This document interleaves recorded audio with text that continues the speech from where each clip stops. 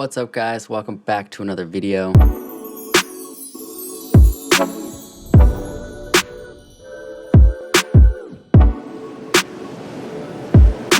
I know what you're thinking. I was wearing this shirt in the last video, but that's because it's the same day for me. Okay, it's still Tuesday, and I'm deciding to be smart this year, 2022, and just trying to prepare because sometimes I'll miss a week or I won't put out all the videos I want. And this year I'm really trying to grow my channel and help you guys grow as well. So I'm planning ahead and making 2 videos in one day so that we can get our 2 videos this week for sure. With that being said, though, if you haven't already, please subscribe to this channel if you're into tutorials like video editing, picture editing, or how to shoot videos, whatever. I'm going to be doing a lot this year and learning a lot myself, and everything I learn, if it helps me out, I'm going to teach it to you so that hopefully it can help you guys out as well. So if you're into something like that, please go ahead and hit that subscribe button, and let's hit that like button and let's get started. So in the beginning of my YouTube career, I was really into trying to make the best video quality possible. I bought a point and shoot, and I just wasn't really liking that, even though it was actually pretty good. And then I ended up buying a T7i camera. I was trying to use my phone for a while too. I stayed up late pretty much every night and watched videos on how to get it, how to get your videos like this. And I first thought it was always about equipment, and although equipment does help out a lot, it's definitely about little things like lighting, which you can figure out around your house. I mean, I have 2 lights on me right now. I've only had 1 though for the longest time, and for a longer time I was using an even smaller one that wasn't even for photography or anything. It was just a light I found at Walmart and put a little diffuser box on it that I found from Best Buy, and I just made it work. It wasn't the best quality videos ever, but they did look clean.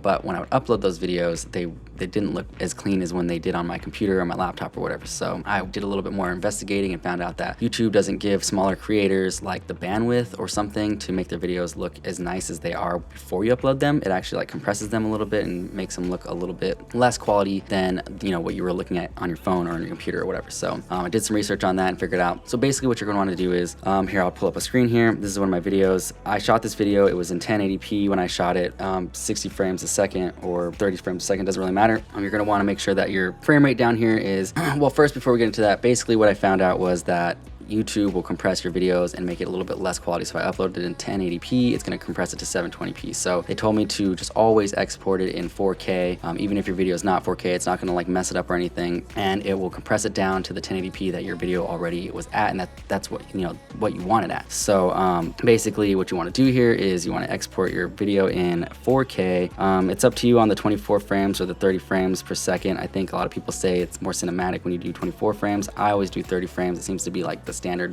everywhere for most things, but I'm still pretty new to all this stuff, so maybe digging a little deeper if you'd like to on that. But my videos seem to come up pretty clean, and a lot of people like them and ask me how I get them to look that way. So obviously, if you have, and I'm not trying to get into how to make them look nicer with the lights and the equipment and stuff yet. I'll make another video on that, because these lights are only $50 a piece, which is really, really cheap. They last a long time, and they look great, as you can tell. So we'll get into all that in another video sometime. This is just how, if you already got your videos looking nice on your phone and your computer, they're looking great when you edit them, but when you upload them, they're not looking so good. That's what this video is for. So like I was saying, put it to the 4K, put it in 30 frames per second, and then you're going to press save here. Now, if your video is longer, it's going to take a little bit longer because it's exporting at its highest setting that it has on this app, but it always gets the job done and makes it look nice. It never makes it look worse or better. It just makes it look like what you wanted it to when you uploaded it. So it's almost finished here, but basically when it's done, upload it from your phone or upload it from your computer, and since it is that higher quality 4K